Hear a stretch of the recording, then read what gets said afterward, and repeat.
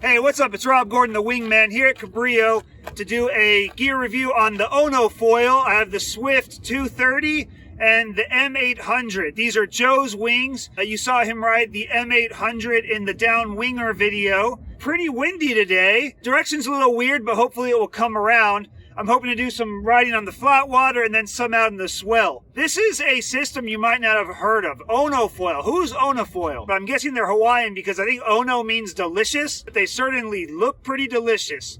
You'll see I'm wearing this Onofoil sweatshirt. I got this for repairing Joe's wing. He gave me this sweatshirt as a barter. The main reason I wanted to do this review is this Swift 230. We have a Facebook group for Big Dawgz, riders who weigh over 90 kilograms. I think they changed it to 85, but really guys who are, around 200 pounds or more. A lot of the Big Dawgz really like the HPS 1050 by Access. It's a good size foil.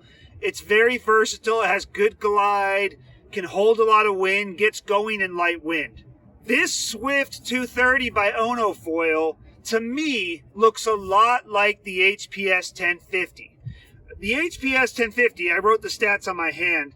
It's 105 centimeters wide, and depending on projected versus actual area, it's like 1460 to 1500, and the AR is 7.55.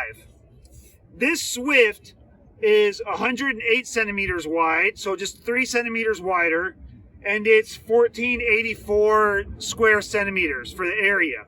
So I don't know what the AR is. It's probably about the same, somewhere around 7.5 to 8 is my guess. So I'm going to test this out and see if I'm able to pump it and ride swell and just see how it goes. I won't jump this because I broke the HPS 1050 jumping in and I don't want to break Joe's foils. I have a feeling this is going to be awesome. Joe took it out the other day in some moderate swell and he was just crushing it because he's 175 or something like that. I'm also going to take out this M800. This is more like a Lift 90 or Lift 120. I think it's one of those. This thing is 800 square centimeters in area, 90.5 wide, aspect ratio 10.2. This thing could be pretty fun. He was out yesterday on this in huge swell. We were in a massive conditions yesterday at Leo, like gust over 40, swell this big, just breaking out there. Like I ended up getting hurt. You'll see I got my finger taped up. I cut myself. I ripped my wing. But he was on this thing linking swell and doing all kinds of stuff. I don't think I can really do that on this foil. I think it's too small for me. But I want to do some speed runs on this and maybe some freestyle and just try it out.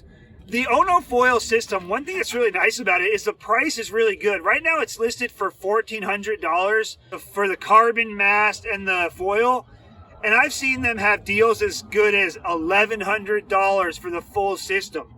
It is a aluminum fuse, which it adds a little bit of weight, but I don't mind too much because the carbon fuses are not that strong, and I think that aluminum is a good material for the fuse connection. It's got 3 M8 hexes in the front for the foil, and then just a standard 2 M6 for the rear wing. I'm just going to try this out with this flat rear wing that Joe has on here. I think that's the best way to do it. There's also some shims. I might have to shim this foil because I'm not sure I can get the mast far enough forward, but we'll try it just flat. Joe said he's just been riding it all flat. I don't want to put a shim in because that'll make it feel draggier than it really is. As for the mast, it's got kind of a cool design here in the top with the white. Carbon, pretty wide. This is a 75. They come in 65, 75, and 95. That's the one thing I don't like about this system. 75 to me is a little short and 90 is a little bit long for like freestyle. I'd love them to do like an 85 and a 95 instead. But the mast looks nice. And once again, this is a carbon mast and foils, high performance foils for $1,400 brand new retail. That's pretty exciting. So anyway, let's try this out and we'll see how it goes from there. It looks pretty good out there. The direction seems good. I'm on the 5 and the 230. Let's give it a try. I moved the foil all the way forward in my box, and then you do have to screw through the mast. So I just moved the T-nuts all the way into the back, put those bottom two screws in, then I moved the T-nuts all the way forward, put those top two screws in. The mast to fuse connection was really solid and tight. I wasn't as crazy about the fuse to front wing connection point. That would probably be my least favorite design aspect of this system. It's got the three M8s, so it's fairly solid, but I feel like there might be a little bit of wobble there. And you would definitely want to use some Tef gel on the front three screws at least. I would put them on all of them because of the aluminum, but that will hopefully keep it tighter and from backing out or anything. That being said, I didn't notice any wobble in the front wing at all when I was riding or in the mast, but the mast is only 75 centimeters long, so it would be better to judge the 90 to see how stiff the mast really is. I winged pretty far out to where the seals are hanging out on the buoy. And I did that because that's where the bigger swell was. But Cabrillo is a good place to test a swell riding foil because it's even when it gets big, it doesn't have a lot of power to it. You're really just riding wind bumps. Every once in a while, you get lucky, like on the downwinger, and get some decent sized swell, but it's kind of disorganized. It doesn't really drive you for a long time. So here I am testing it out, and there's a big water drop right on the foil there. But you can see it's gliding me pretty well. I think I was about 198 pounds this day, but I'm able to pump it. It was hard for me to get used to the short mast. And I feel like that was affecting the pumping some for me because I couldn't really do as big a motion as I would have liked. I think with a longer mast, I could have pumped indefinitely until my legs, gave out. If you were smaller than me, I think it would be incredibly easy to pump. If you were bigger, you might have to have a little bit better technique, like if you were like 220 pounds or something. But it was enough to where I was starting to get the feel for it. I really liked the foil. It had good glide. It was going down these little bumps really smoothly. And I felt like I was able to try switching from my normal strong side swell riding to where I was trying here in a second, trying to get to where I could go back out to sea by switching to toe side swell riding. And here I'm trying to pump toe side, which is pretty difficult for me. But with better bumps, I think I could definitely, go back and forth to toe side and regular on this foil. As for how the foil itself rides, not just swell riding, but in general, I was pretty impressed with it. It didn't feel as much like the HPS 1050 as I would have expected. What it really felt like was sort of halfway in between the HPS 1050 and the Pump and Glide 1150. It was a little bit slower than the HPS 1050 and had a little bit more grunt and pumpability, but it wasn't quite as slow as the Pump and Glide 1150, and it turned a little better. So I never would have been able to keep going on any other foil now. Try jives.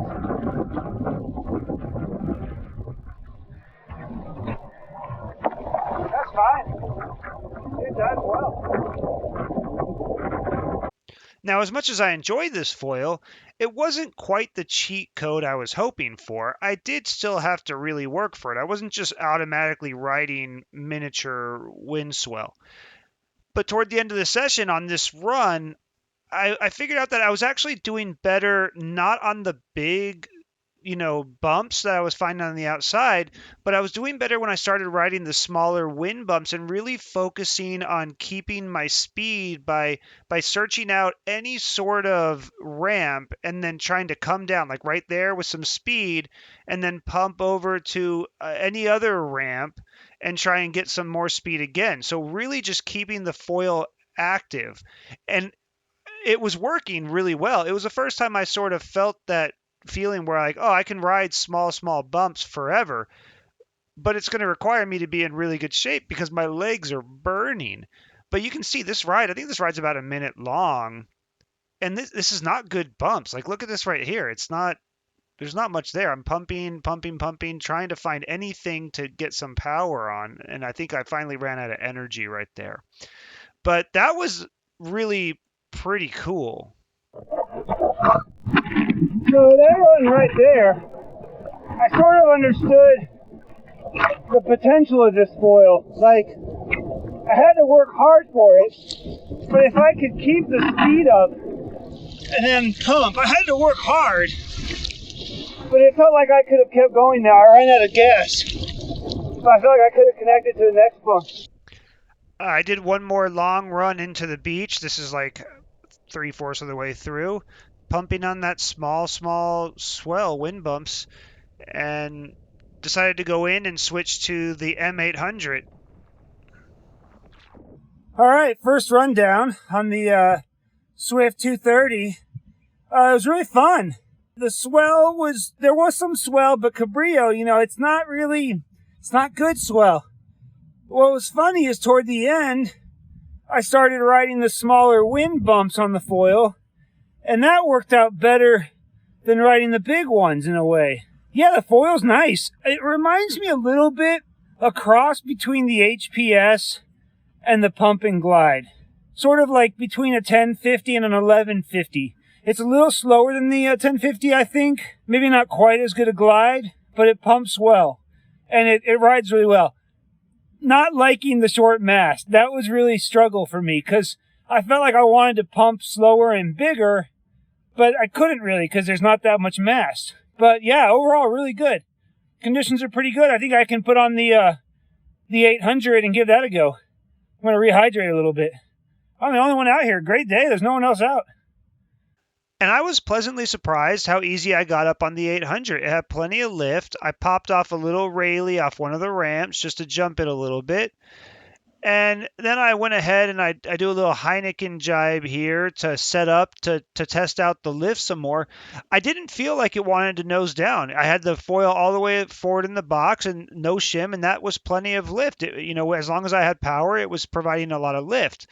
So I wanted to see how it rode this little small swell, and it was able to glide me on some of the swell when I had speed. But once it slowed down, it lacked, the stall speed was just too high for my weight, and I wasn't really able to pump it very well. I tried to do some flockas and stuff, but with that short mast, and like I said, the wind had gotten a little lighter, I wasn't getting a ton of pop. And the foil is pretty small, so I wasn't getting a lot of pop from the foil like I would get on my Viper 170 or 150. That's a little 360 attempt. I wasn't able to foil out of it. Some backside 360s, just goofing around. If I had longer mast or some better ramps and some wind, I would have been able to do plenty of freestyle. But the wind had died down a little bit, like I said. I tried to behind the back tack, and I wasn't able to foil out of it. Not enough glide, really. And then, like I said, the wind got a little lighter. And here you can see I had to really work to get going when the wind dropped 5 miles an hour.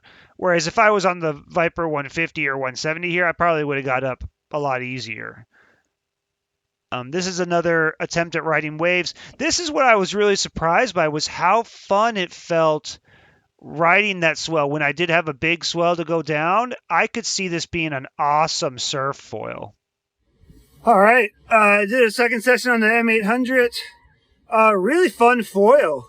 I think the wind died a little bit, or maybe it's just that foil is just too small for me. Definitely not a daily driver for me because I weigh too much. The wind's too inconsistent in Southern California. My hair's going crazy. If you were smaller, or if I lived in like Maui or the Gorge, yeah, I could see riding that foil all the time. Just right at the end when I was coming in, I was like, oh, let me get the tips out. Let me just do a little skid out. And came out and I was able to recover it really easily, which was really cool. I don't know. I might go over to the inside now and do some more riding. I don't know. It's hard to tell. The wind's a little lighter, but maybe I'll go over there, see who's over there, edit some footage while I watch the wind. Cool foil. I rigged up my 6 because the wind is lighter on the inside. Here I try attack, and you see you have to really get through it with some speed in order to continue gliding because the stall speed is higher. And then, tried a couple more flockas and, just goofing around, seeing how the foil feels on the flat water. All right, so I just pumped up my wing again because it's got a slow leak and I want full power. And I'm going to take the 800 and try and do some speed runs. Normally I put the GoPro in the wing, but I'm too lazy to do it right now, so I'm just gonna do it with the helmet cam. See how fast I can go here. Unfortunately, I forgot to turn on the GPS, so I don't actually have the speed footage on there. But here's an example of me getting going, waiting for a gust, and then I see Jan on a windsurfing board, regular windsurfing board, and I decided to just chase him down to gauge my speed, because, you know, normally they fly by us, but I was able to keep up with his pace pretty good on this foil. And because it's gusty in here, you're not able to get like top speed, but I'll let you just listen and you can, you know, judge for yourself how fast I'm going.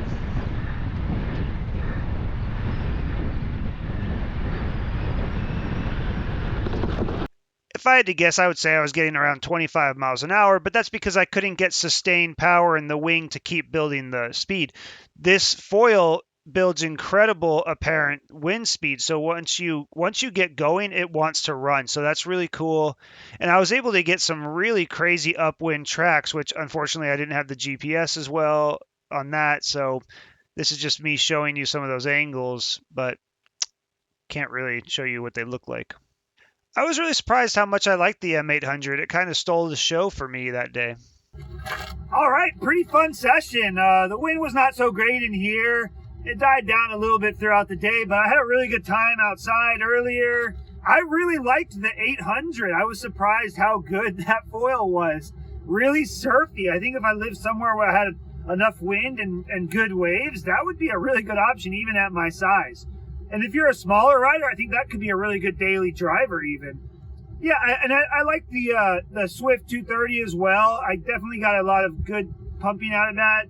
Good foil for bigger riders, maybe even beginner riders or people transitioning into downwinding. Good system. I really had a good time today.